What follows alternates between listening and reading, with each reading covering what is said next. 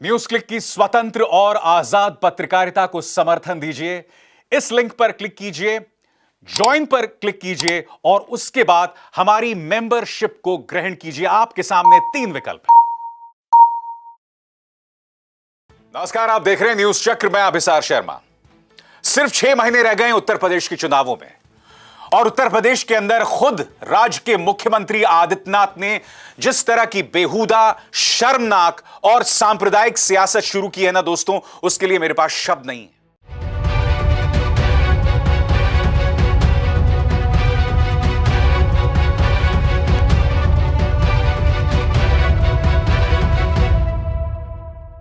कल कुशीनगर में एक रैली में मुख्यमंत्री आदित्यनाथ ने कहा कि 2017 से पहले राशन सिर्फ उन लोगों को जाता था जो लोग अब्बा जान करते हैं। यानी कि मुख्यमंत्री आदित्यनाथ कहीं ना कहीं मुसलमानों पर निशाना साध रहे थे। और इसका मकसद साफ है दोस्तों, क्योंकि मुख्यमंत्री आदित्यनाथ जानते हैं कि अगर मुद्दों पर सियासत होगी, अगर मुद्दों पर चुनाव होगी, तो भारतीय जनता पार्टी को 100 सीटें भी नहीं मिलने वाली हैं। मगर जिस तरह का शर्मनाक प्रदर्शन, शर्मनाक बयान कल मुख्यमंत्री आदित्यनाथ ने दिया, वो समझ के परे है और वो अप्रत्याशित है। मैं चाहूंगा पहले आप उनका बयान सुने और फिर मैं उसकी चर्चा करना चाहूंगा। राशन मिल रहा होगा ना आप लोगों को? राशन मिल रहा है, मिल रहा है राशन। क्या ये राशन 2017 के पहले भी मिलता था? क्योंकि तब तो अब्बा जान कहने वाले राशन हजम कर जाते थे।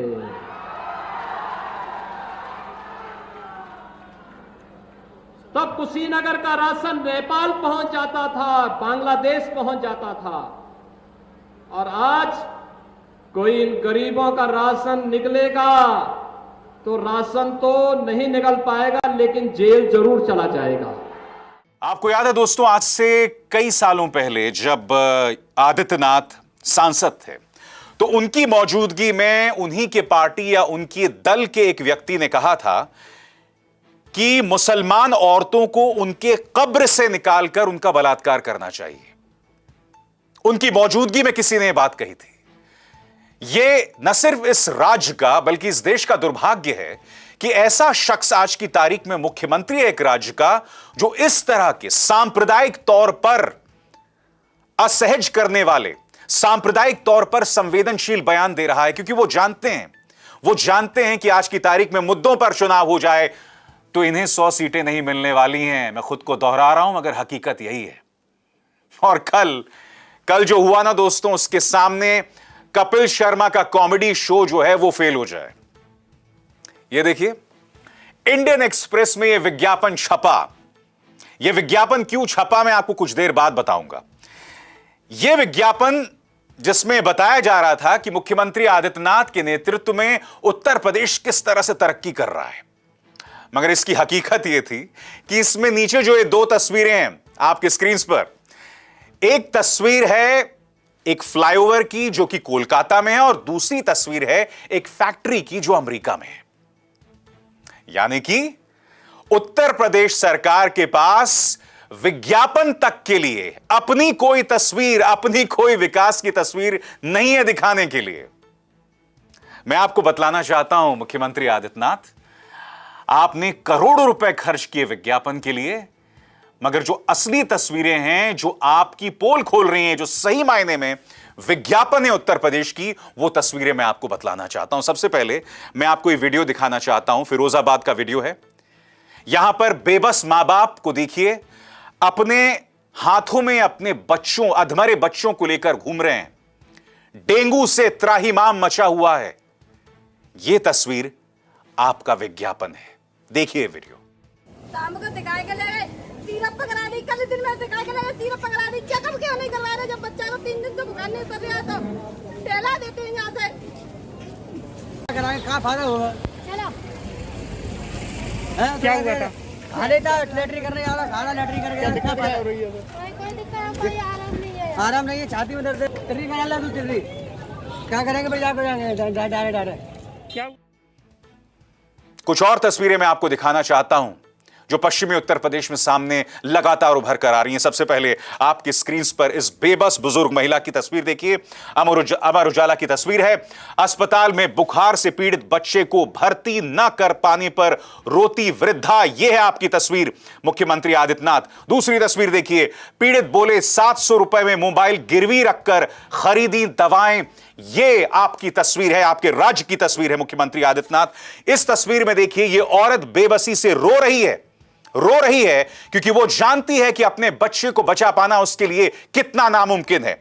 यह है तस्वीर मौजूदा उत्तर प्रदेश की। यहां देखिए एलएलआर अस्पताल में नवजात को गोद में उठाकर जांच के लिए ले जाता पिता। जागरण की तस्वीर, यह तस्वीर है उत्तर प्रदेश की। आगे देखिए बच्चों को जिला अस्पताल परिसर में इस तरह से तीमारदार परेशान होकर पर्चे और दवाओं के लिए भटकते रहते हैं। देखिए मुख्यमंत्री आदित्यनाथ आपके सामने बेबस इस मां की तस्वीर जो रो रही है। यह तस्वीर आज की तारीख में विज्ञापन है आपके नेतृत्व में जो उत्तर प्रदेश चल रहा है। और बात यहां नहीं रुकती, कुछ और तस्वीरें देखिए दोस्तों। नाती को गोद में लेकर आंसू बहाता रहा वृद्ध, 2 घंटे बाद मृत घोषित। परिजनों का आरोप, अगर पहले देख लेते तो बच जाती जान। शव लेकर पैदल ही निकल पड़ा वृद्ध।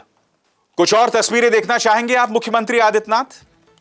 तो याद दिला दूं, जब कोरोना काल था, तब इस तरह से हिंदुओं को मजबूर होकर गंगा के घाट पर अपने परिजनों की लाशों को दफनाना पड़ा था, क्योंकि आपने तो सांप्रदायिक उन्माद की घोषणा कर दी है। एक तरह से सांप्रदायिक उन्माद आपने छेड़ दिया है। आप अब्बाजान की बात कर रहे हैं, मगर हकीकत यह है मुख्यमंत्री आदित्यनाथ कि आप हिंदुओं तक को नहीं बचा पाए। ये तस्वीरें देखिए, घाटों पर इस तरह से लाशों को दफन किया गया है। और उस वक्त मुझे याद है आपका प्रशासन घाटों का वीडियो, घाटों की तस्वीर लेने से मना कर रहा था। यह तस्वीर देखिए, रातों रात हाथरस में जब एक लड़की का बलात्कार होता है, रातों रात आपने उसका शव जला दिया। रातों रात आपने उसका शव जला दिया। उसके परिवार को भी उसके अंतिम संस्कार में मौजूद रहने का आपने हक नहीं दिया। यह तस्वीर देखिए, विकास दुबे, गैंगस्टर विकास दुबे, इसने उत्तर प्रदेश के मेरे 8 जवानों को शहीद कर दिया। उनमें से एक शहीद डीएसपी गिड़गिड़ाता रहा आपके सामने कि विकास दुबे की मिली भगत थाना के एक प्रभारी से हैं। आपने उसकी बात नहीं सुनी। और बाद में जब विकास दुबे को आपने पकड़ लिया और जब वो आ रहा था तो उसका रास्ते में एनकाउंटर भी हो गया, क्योंकि अगर वो जिंदा पकड़ा जाता तो न जाने कितने सफेद पोशों के राज सामने उभर कर आ जाते। यह तस्वीर आपका विज्ञापन है मुख्यमंत्री आदित्यनाथ। यह तस्वीर आपका विज्ञापन है। आप इससे मुंह कैसे मोड़ सकते हैं बताइए? बाद में क्या होता है दोस्तों, अचानक इंडियन एक्सप्रेस उस विज्ञापन के लिए, इस विज्ञापन के लिए जिसमें कोलकाता का एक फ्लाईओवर दिखाया गया, अमेरिका की एक फैक्ट्री दिखाई गई, उसमें इंडियन एक्सप्रेस माफी मांगता है। आपके सामने उनका माफीनामा। A wrong image was inadvertently included in the cover collage of the advertorial on Uttar Pradesh produced by the marketing department of the newspaper. The error is deeply regretted and the image has been removed in all digital editions of the paper. Indian express माफी मांग रहा है कि गलती से हमने ये 2 तस्वीरें लगा दी थी। अब मैं आपको एक और चीज दिखाता हूं। इंडियन एक्सप्रेस में अगर आप विज्ञापन देना चाहते हैं तो ये चौथा बिंदु साफ तौर पर बता रहा है कि जो विज्ञापन देता है वही तस्वीरें मुहैया कराएगा, कंटेंट मुहैया कराएगा। तो सवाल यह है कि इस माफीनामे में क्या इंडियन एक्सप्रेस गलत बयानी कर रहा है? झूठ तो मैं नहीं कहूंगा, क्योंकि भाई इंडियन एक्सप्रेस में तो रामनाथ गोयनका की विरासत की पत्रकारिता है ना, जिसने 1975 के आपातकाल के दौरान अपनी रीढ़ नहीं झुकाई थी। और मुद्दा उससे भी बड़ा है। जब भी कोई विज्ञापन दिया जाता है किसी अखबार में, क्या आप जानते हैं कि मुख्यमंत्री आदित्यनाथ उसे पर्सनली अप्रूव करते हैं? यानी कि वो देखते हैं कि भाई कौन सा विज्ञापन कहां जा रहा है। तो क्या मुख्यमंत्री कार्यालय ने देखा नहीं था कि जो विज्ञापन आप इंडियन एक्सप्रेस में दिखा रहे हैं उस विज्ञापन में कोलकाता की तस्वीर है, उस विज्ञापन के अंदर अमेरिका की एक फैक्ट्री की तस्वीर है? यह जल्दबाजी क्यों? आप जानना चाहेंगे ना कि यह जल्दबाजी क्यों? तो आज मैं आपके सामने वो राज पेश करने जा रहा हूं। आपके स्क्रीन पर यह हैं विजय रूपाणी, गुजरात के पूर्व मुख्यमंत्री। इन्हें हटा दिया गया, अचानक हटाया गया और 6 महीनों में ये 5वें मुख्यमंत्री हो गए बीजेपी के किसी स्टेट के, किसी राज्य के, जिन्हें अपने पद से हटा दिया गया और उनकी जगह यह व्यक्ति भूपेंद्र पटेल आज की तारीख में मुख्यमंत्री है। तो जैसे ही यह घटनाक्रम होता है, उत्तर प्रदेश के अंदर मुख्यमंत्री आदित्यनाथ के कार्यालय के अंदर हलचल मच जाती है।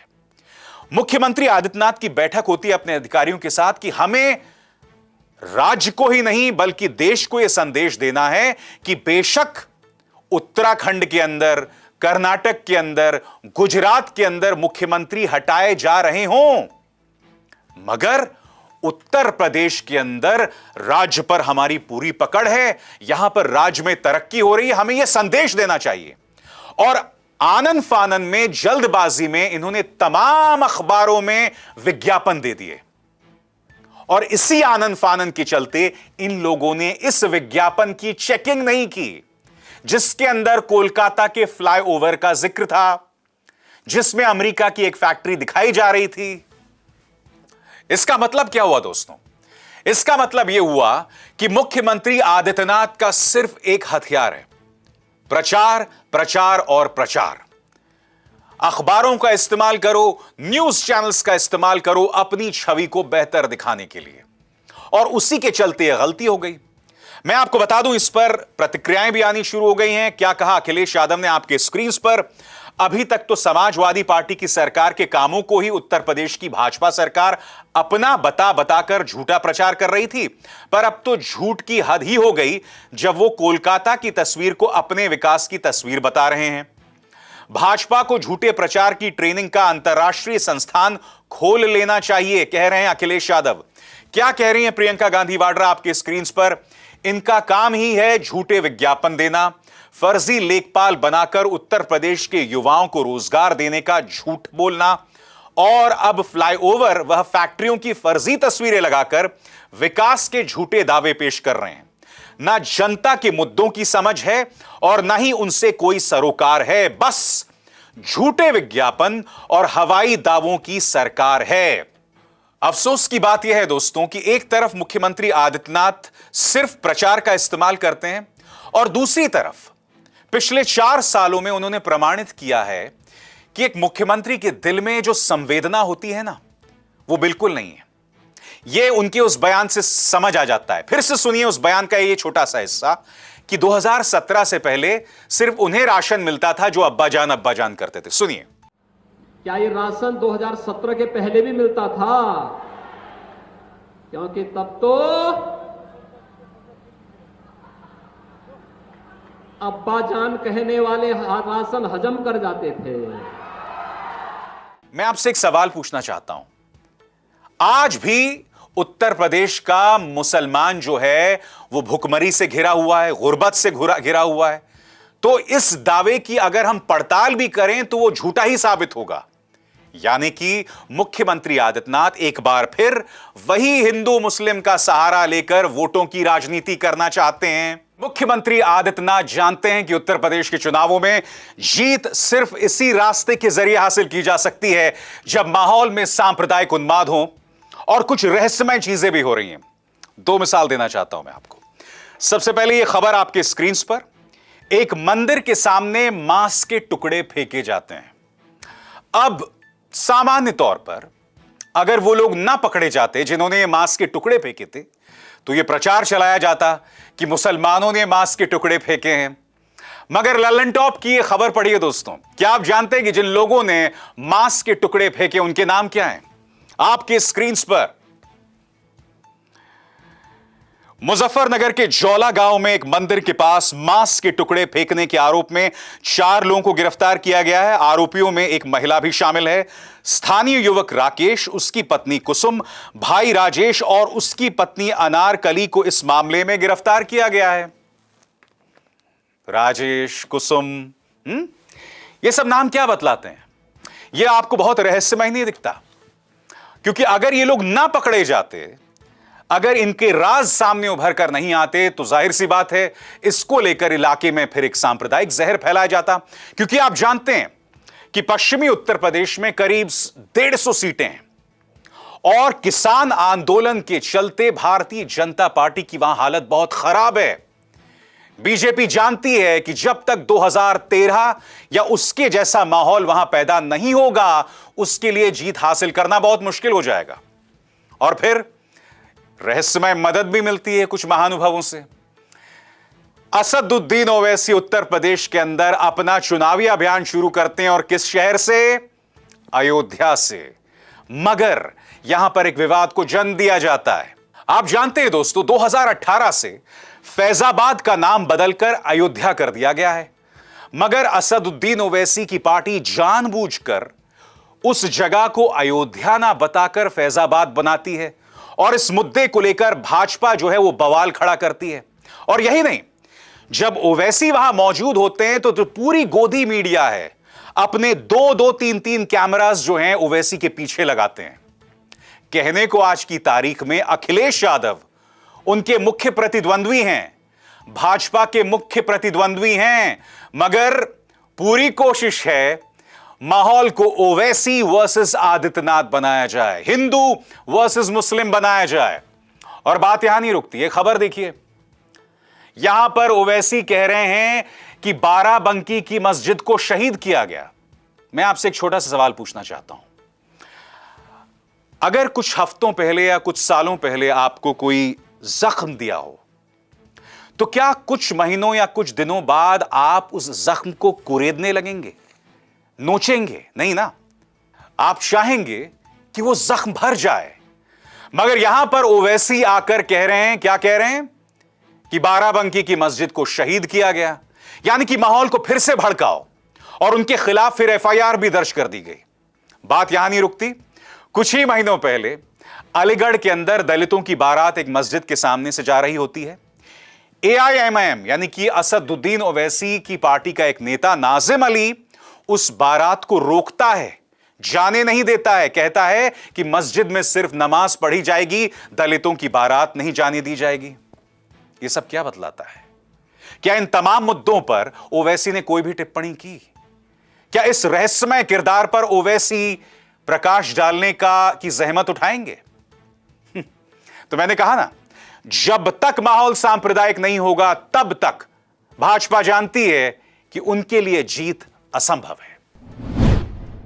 आपको याद होगा हाथरस में जब उस गुड़िया की मौत हुई थी, बलात्कार के बाद उसको मार दिया गया था, तब इनके प्रशासन ने उसे बलात्कार मानने से इनकार कर दिया था।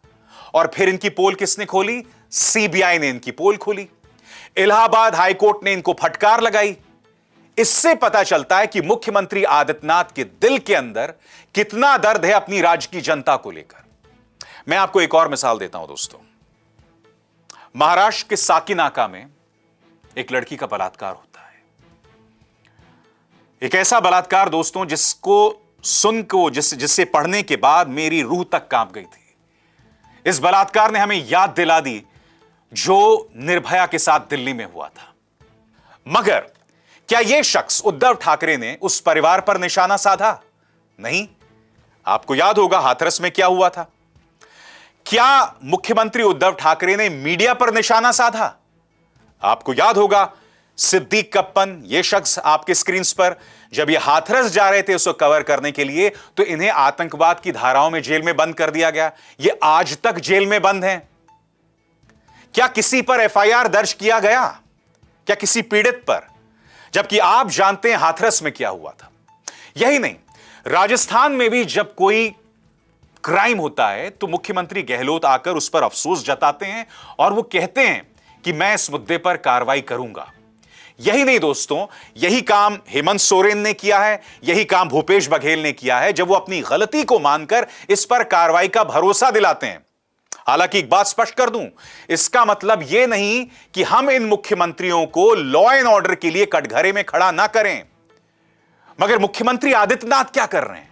मुख्यमंत्री आदित्यनाथ का जो शासन है, उनका जो प्रशासन है, वो पीड़ितों को टारगेट करता है, उनके परिवारों को टारगेट करता है। यह फर्क है मुख्यमंत्री आदित्यनाथ और उन तमाम मुख्यमंत्रियों की के बीच में जो अभी अभी जिनका जिक्र मैंने अभी अभी आपके सामने किया। और जैसे मैंने कहा ना, इनका पूरा फोकस सिर्फ और सिर्फ प्रचार पर है। दरअसल दिक्कत यह है कि मुख्यमंत्री आदित्यनाथ कहीं ना कहीं प्रधानमंत्री नरेंद्र मोदी की राह पर चल पड़े हैं। और मैं आपको कुछ मिसाल देना चाहता हूं। 17 सितंबर को प्रधानमंत्री नरेंद्र मोदी का जन्मदिन है और इंडियन एक्सप्रेस की इस खबर के मुताबिक 3 हफ्तों के लिए भारतीय जनता पार्टी प्रधानमंत्री नरेंद्र मोदी को गरीबों का मसीहा बताएगी और एक लंबा चौड़ा अभियान शुरू करने वाली है। 5 करोड़ पोस्ट कार्ड्स लोगों के घरों में भेजे जाएंगे जिसमें लिखा होगा थैंक यू मोदी जी। यानी कि जब भी भारतीय जनता पार्टी मुश्किल में होती है तो वो इस तरह का प्रचार अभियान शुरू करती है। एक और मिसाल देता हूं। जैसा कि आप जानते हैं कि हमारे जिन खिलाड़ियों ने देश का नाम पैरा ओलंपिक्स में रोशन किया था, उन्होंने प्रधानमंत्री से मुलाकात की। मैं आपको इस वीडियो का सिर्फ 1 मिनट दिखाना चाहता हूं। इस 1 मिनट में आपको यह बात समझ आ जाएगी कि यहां पर सम्मान उन खिलाड़ियों को नहीं दिया जा रहा है, यहां पर सम्मान प्रधानमंत्री को दिया जा रहा है। और मैं आपको बताता हूं क्यों। क्योंकि आप देखेंगे कि खिलाड़ी इसमें प्रधानमंत्री नरेंद्र मोदी का गुणगान कर रहे हैं। यही नहीं, सूचना और प्रसारण मंत्री अनुराग ठाकुर इसमें कह रहे हैं कि आप लोग आभार प्रकट कीजिए प्रधानमंत्री नरेंद्र मोदी का। चलिए, यह तो मैं मान सकता हूं कि अगर अनुराग ठाकुर यह कहें कि आप प्रधानमंत्री का आशीर्वाद लें, क्योंकि प्रधानमंत्री बुजुर्ग हैं, 71 साल के होने वाले हैं और देश के प्रधानमंत्री हैं, उनसे आशीर्वाद लेने में हमें शर्म नहीं आनी चाहिए। मगर आभार प्रकट कीजिए। यानी कि जीत हमारे खिलाड़ियों ने हासिल की है, जौहर हमारे खिलाड़ियों ने दिखाया, मगर आभार व्यक्त कीजिए प्रधानमंत्री का। सुनिए, देखिए ये वीडियो। मैं चाहता हूं कि हमारे मेडलिस्ट एक एक करके आए, आपसे मिलें, आपका आभार प्रकट करें और आप अपना आशीर्वाद दें। बधाई हो।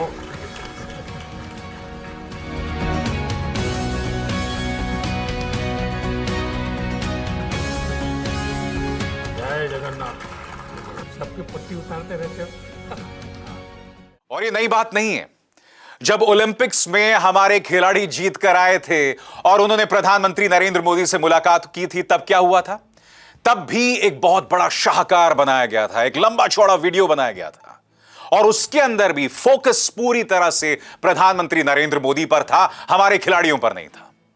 मुझे लगता है कि प्रधानमंत्री नरेंद्र मोदी जो खुद को हर जगह दिखाने का प्रयास करते हैं, यही तकलीफ मुख्यमंत्री आदित्यनाथ को है। मगर दिक्कत यह है कि मुख्यमंत्री आदित्यनाथ के सामने एक चुनौती है कि मुझे फरवरी मार्च में जो उत्तर प्रदेश के चुनाव होने वाले हैं, उसमें जीत हासिल करनी है। और उस जीत को हासिल करने के लिए वो उस तरह के बेहुदा बयान दे रहे हैं जिसका जिक्र मैंने कार्यक्रम की शुरुआत में किया था कि 2017 से पहले राशन तो सिर्फ उन लोगों को मिलता था जो अब्बा जान करते थे। मैं आज एक सवाल पूछना चाहता हूं मुख्यमंत्री आदित्यनाथ से। आप 2022 भी जीत जाएंगे, 2024 में एक बार फिर भारतीय जनता पार्टी केंद्र में भी जीत जाएगी, मगर आपके स्तर पर, यानी कि मुख्यमंत्री के स्तर पर, जिस तरह से समाज के अंदर आप जहर का प्रचार प्रसार कर रहे हैं, कि आपको थोड़ी सी भी चिंता है आने वाली पीढ़ियों की? क्या आपको थोड़ी सी भी चिंता इस बात को लेकर है कि आप हमारे युवाओं के, हमारे बच्चों के नसों में किस तरह का जहर प्रवाहित कर रहे हैं, किस तरह से उनकी नसों में इस जहर का इंजेक्शन दे रहे हैं? क्या आपको थोड़ी सी भी परवाह है? सच तो यह दोस्तों कि अब्बा जान के भाव को शायद वही समझ सकता है जो खुद अब्बा जान रहा हो। इससे ज्यादा मुझे और कुछ नहीं कहना है। न्यूज चक्र में बस इतना ही। अभिसार शर्मा को दीजिए इजाजत। नमस्कार।